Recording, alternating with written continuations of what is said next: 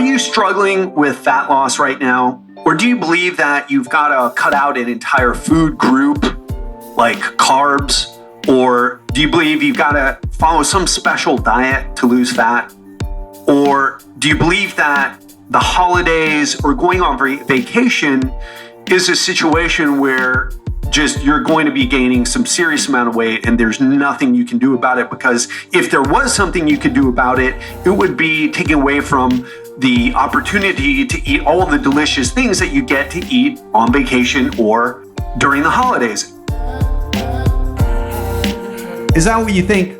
Well, then this episode is for you today. Today, I'm going to share with you how I stay in shape while I'm traveling, while I'm in these vacation destinations. For example, right now I'm in Playa del Carmen. I've been losing fat. And I'm going to share with you some of my secrets on how I stay lean, even during the holidays, even during these travels that I take where I'm eating at restaurants all the time. I'm going to share with you how I do it.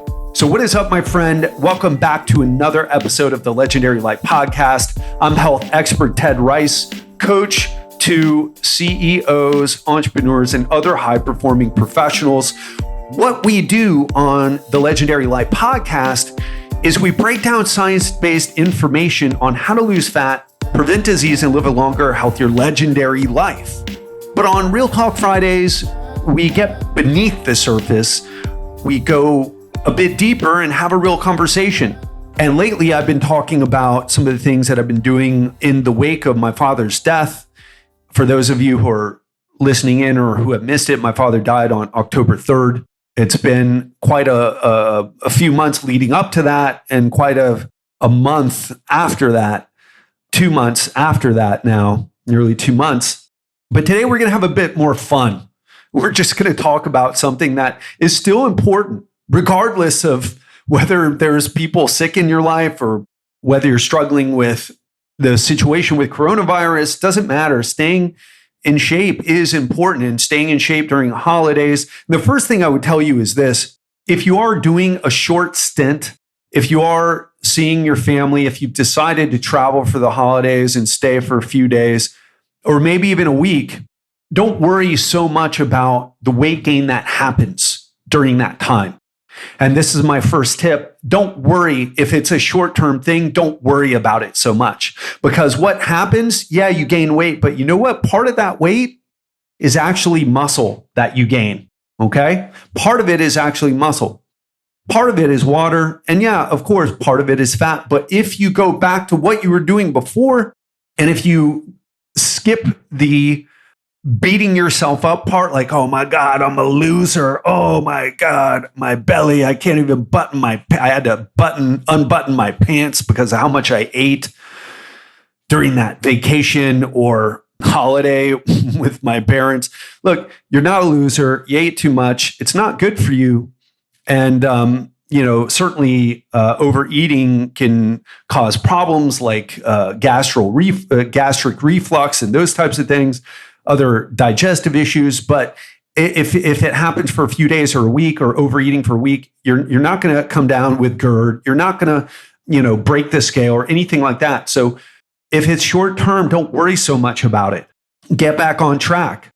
That's the first thing I would tell you, is that whenever I go off the wagon, I don't worry about it so much. I know I'm going to get back on track, especially if it's short term. I don't worry about it. I sit there. If it's a vacation with my friends and I'm meeting some friends who aren't particularly that interested in health or as interested in health as I am, or whether I'm with my family and eating a kind of indulgent meal, I don't worry about it so much, okay?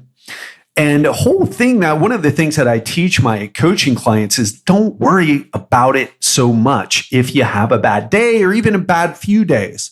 All that matters is, like, when can you get back on track with things? That's what really matters, right? And one thing, I'll say one more thing about this before I move on. The reason why you don't want to beat yourself up is this. So many of us, we eat when we're stressed. I don't know about you, but that's what I do. How about yourself? And typically when we're stressed, we're not reaching for the superfood salad or the kale shake. what are we doing? We're eating more chips, more ice cream, more, we're not having fruits and vegetables, or, I just need a garbanzo bean, pumpkin seed salad with extra light dressing. It's like caramel ice cream or whatever you're into. So when you beat yourself up, when you're like, God, I'm such a loser. Oh, I'm so stupid. Oh, I'm just destroying my health. What is wrong with me? What happens, right, is you drive up stress levels. So instead of reducing stress, which you're stress eating, and then you feel guilty about this stress, and then you beat yourself up, which increases your stress.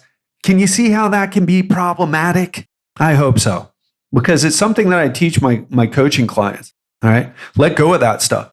Now, the other thing is this. A lot of people, and you may be one of them, you believe, because of way too much BS out there, that there is one special way of eating. Maybe it's keto or low carb or paleo or Whole30 or whatever.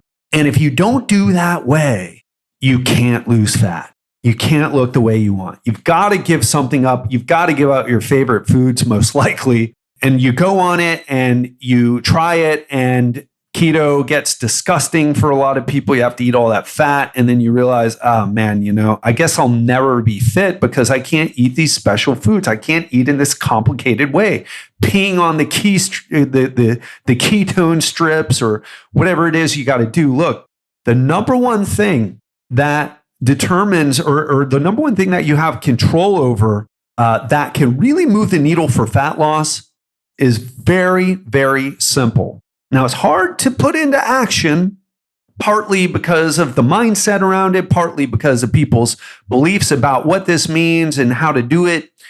But it's simple. It is, how many calories are you eating per a day? It is literally comes down, that is the thing that you have the most control over. And what I teach is how to look at that calorie intake over a week using MyFitnessPal, so that you can because we have days that we eat more because we're hungry or we have social gatherings, then we have days we eat less, right? Don't you have days where you're like, man, I'm so hungry? And then some days you're like, nah, I could skip a meal. I guess I'm going to eat anyway because, I always eat because it's lunchtime and, but I'm not really hungry. But I'm going to eat anyway. So you have times when you're really hungry, or like, oh, geez, I really have to eat. And then you have days where you're, not so into eating. Now, maybe you had a big breakfast, or maybe you had a big dinner the night before, but you eat anyway. And so you end up eating way more than you should in terms of calories. You don't even realize it. And then you think that there's something wrong with the foods that you're eating.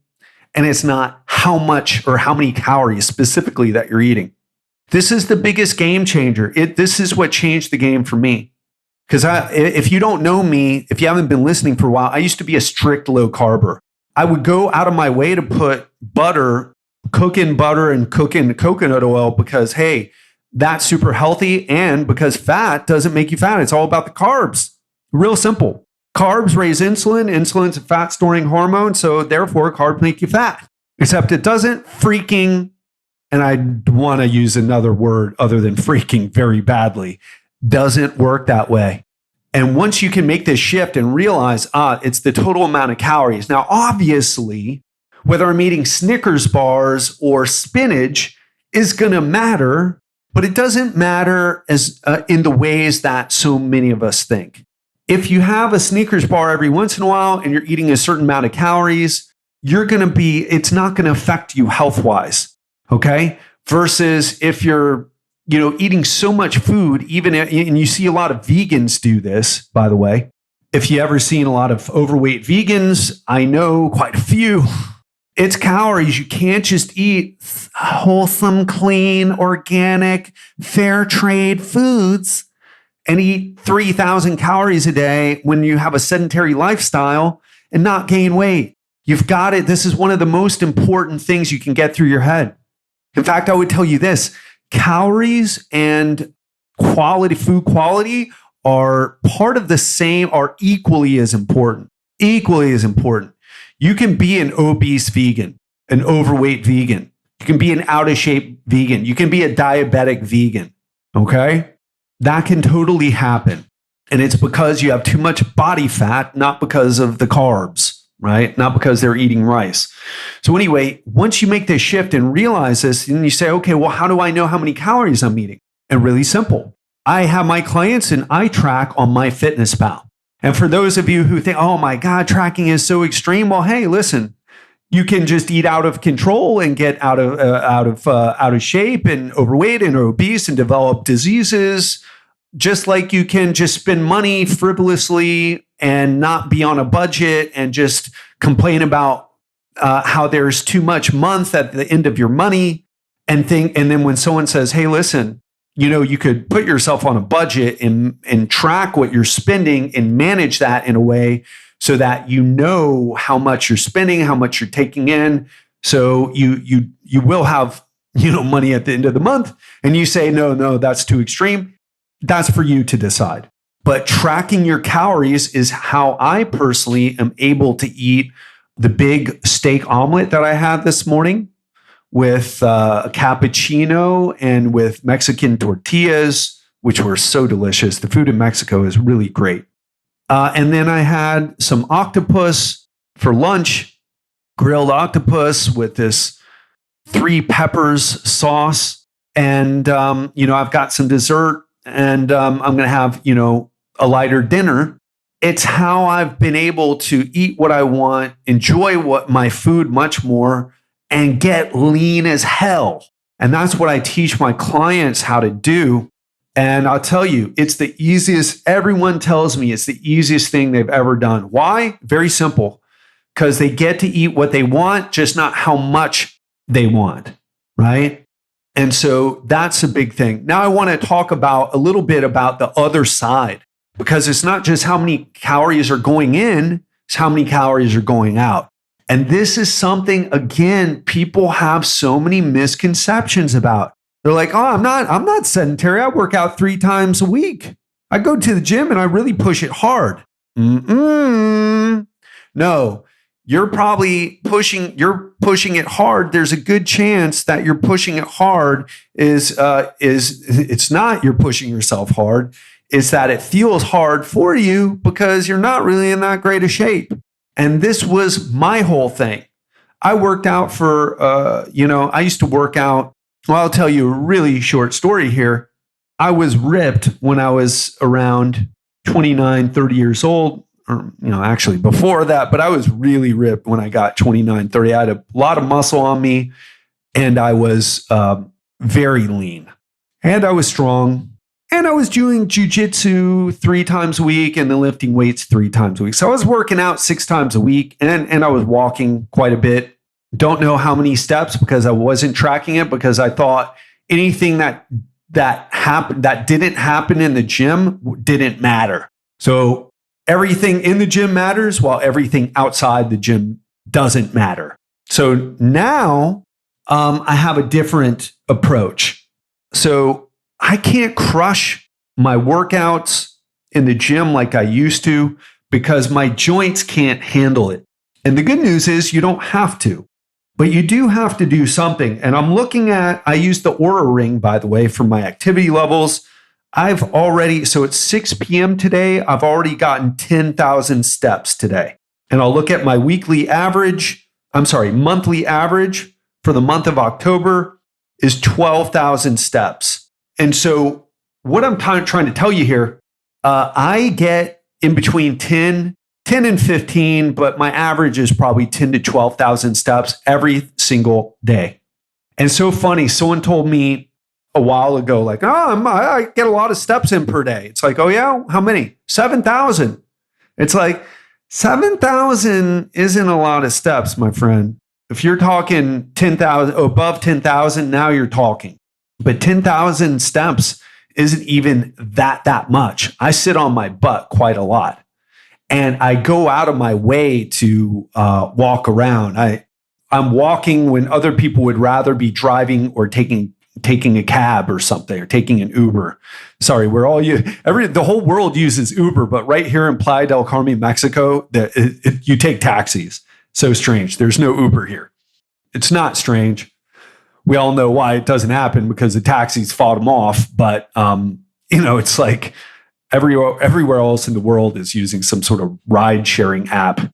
So anyway, most people would rather drive or take a taxi.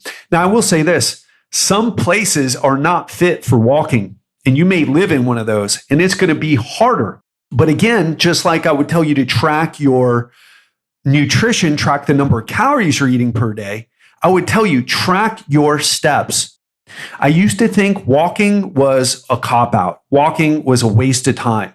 Now it's one of the things that I go outside of my way to do, especially after meals, because it can help, keep your blood sugars more stable. So it's something that I'm actually quite passionate about and something that I pay a lot of attention to. So by adopting a lifestyle where you're, getting 10,000 steps per day or whatever number of steps you can per day, and here's something I want to just squeeze in here for you is don't talk about how many calories you're eating or how many steps you're getting or how many times you work out in the gym. Focus on the results, because if you're not getting leaner, it's a problem with what you're doing. It's not a problem with your metabolism. It's not a problem with, it's like, oh, I have a special hormonal something or another because I use fluoride toothpaste. I use fluoride toothpaste for too many years and now I have this metabolism problem. No, you don't. Okay. Sure. Get rid of the chemicals in your food, in your toiletries or whatever. I'm all for it, but maybe not fluoride out of your toothpaste though. That's a debatable one, but people argue about it. Anyway, it's not the chemicals in the environment. It's not the chemicals in your food. It is that you eat too many calories. You don't move enough. Okay. That balance isn't worked out right. And we have a shamefully low standard when it comes to what exercise is or how much exercise we need.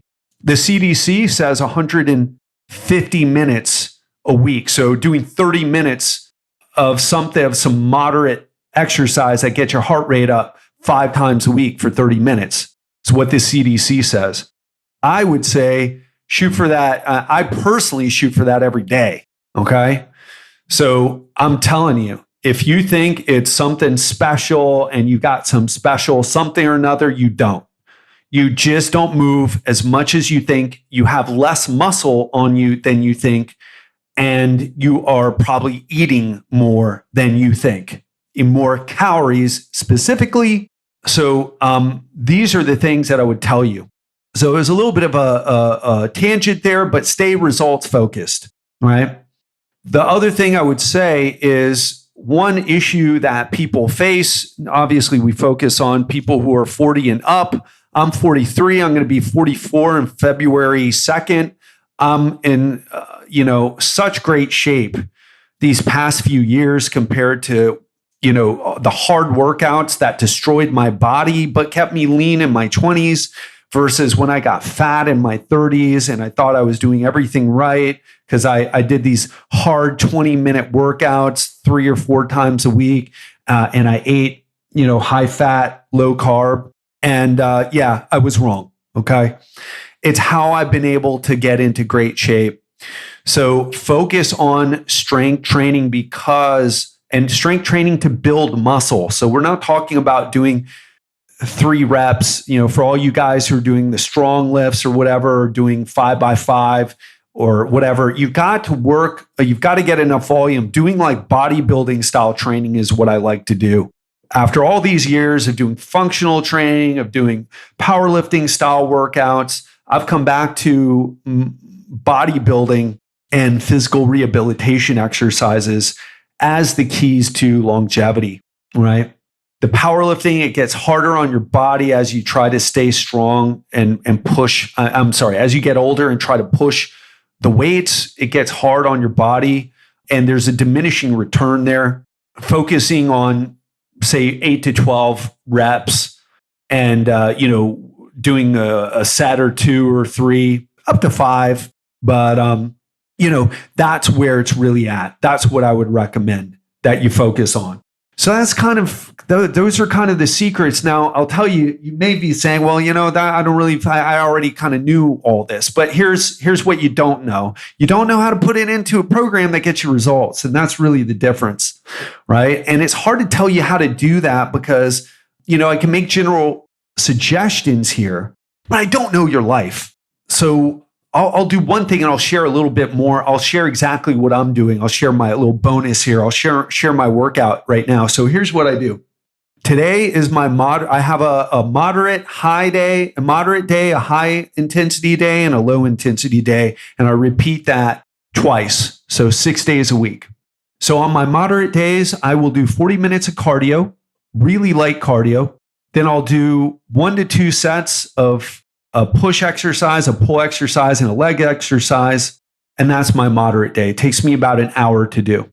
Now, my high intensity day, if I have access to a martial arts gym, like tomorrow, like right now, I'm training at the Union in Playa del Carmen. It's a Muay Thai gym.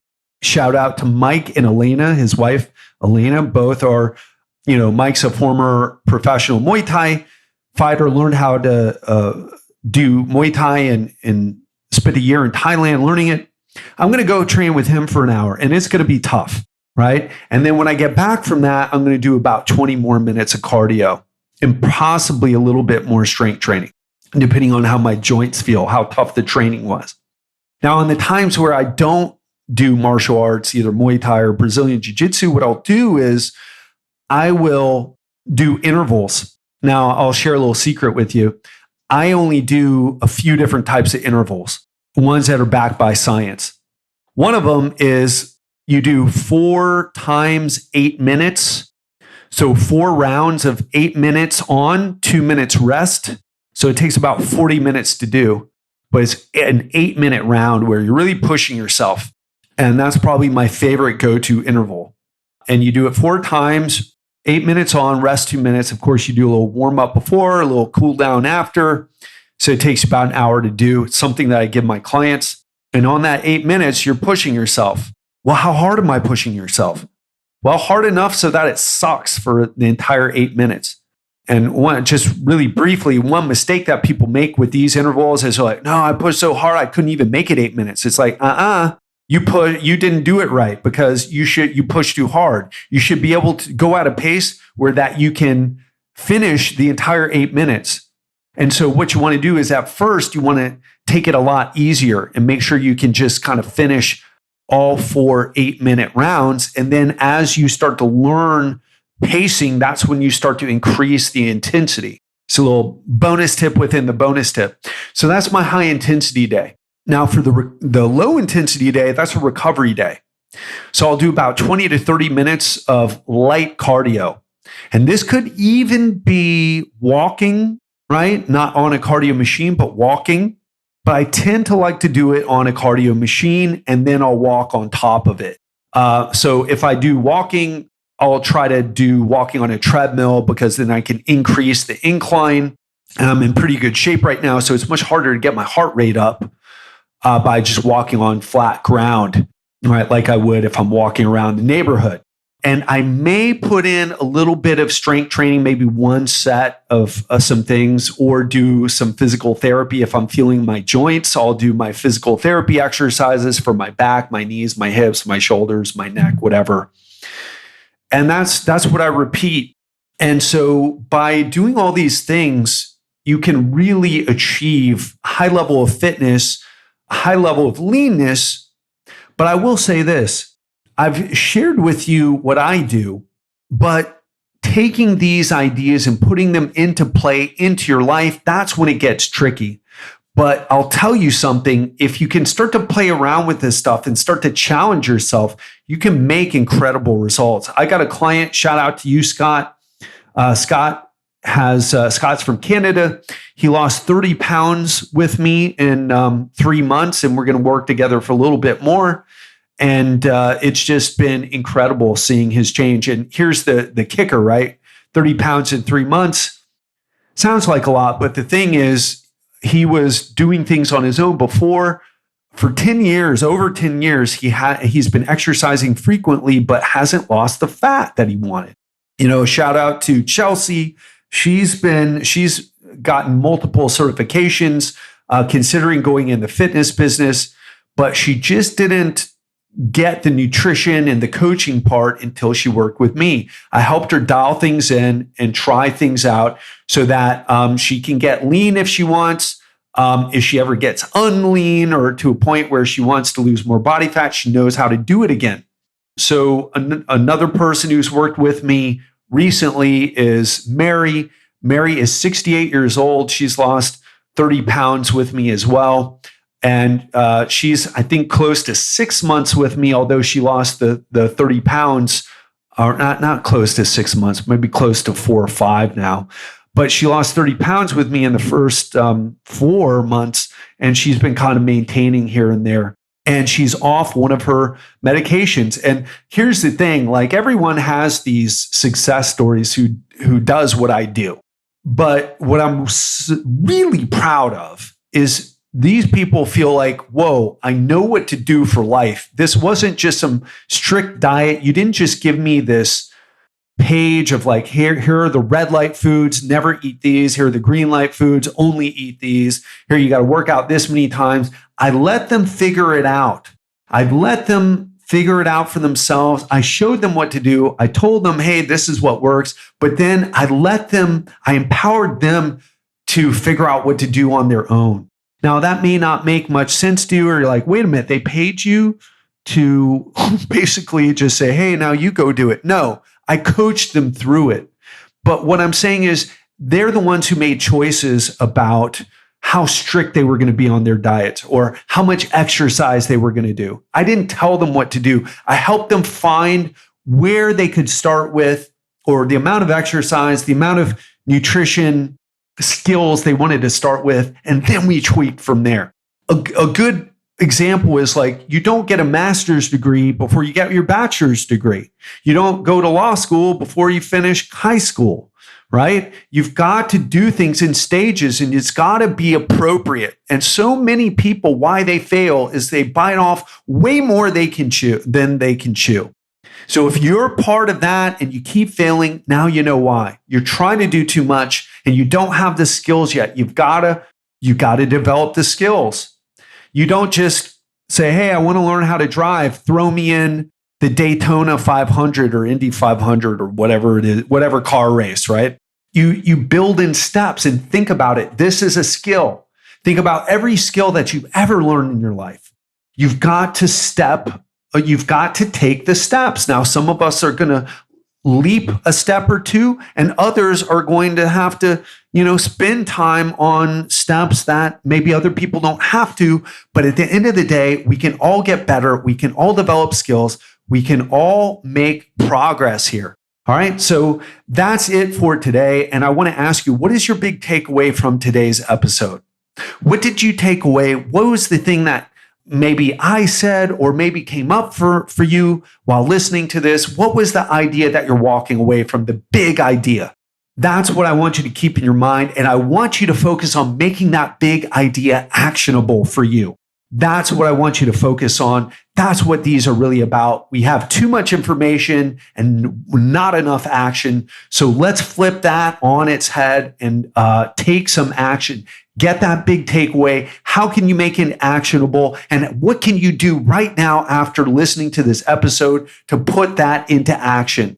Can you put a reminder on your phone? Can you go take a walk? Can you download the MyFitnessPal app? Can you, go try those intervals, 8 minutes on, 2 minutes off, and repeat that 4 times and try to make it through the entire interval routine? What is it that you're going to go take action on? All right. Nothing to promote, nothing to sell. My coaching is, I'm not taking on clients at the moment, but I will let you know when that happens, and that will happen soon. Okay. I'm working on some things. I'm working on making the podcast better. I'm working on making the coaching better, and we're going to come back strong for 2021. It's going to be it's going to be such a better year than 2020. I mean, I already know it. There's no way it's going to be as crappy as 2020 was. Although there were a lot of lessons, it was a year of uncertainty, stress, loss for so many of us. All right. And, I'm taking some time off after my father's death. But I promise you, I've been working on things and I'm coming back strong. And I've got a renewed purpose. I want to help you achieve more in your life, because I really believe, and this will be my last thought, and then I'll shut up and let you go here. But I really believe what we're doing here at Legendary Life, this is something that at a small level, maybe, is going to help shift you into a higher gear in your life, to operating at a higher level, to live a legendary life, not a life where you're super fit, but your relationships suck with other people because you can only eat at organic restaurants, not a life where you're focused on making money and sacrificing your health as a result. We're talking about really making an impact here. And when you make an impact in your life, that affects everyone who is dependent on you, your family, your coworkers, your employees. And that's how we change things for the better. So that's the thought I want to leave you with. I'm so psyched. Can't wait to bring you more. Enjoy your weekend, and I'll speak to you Monday. Love ya.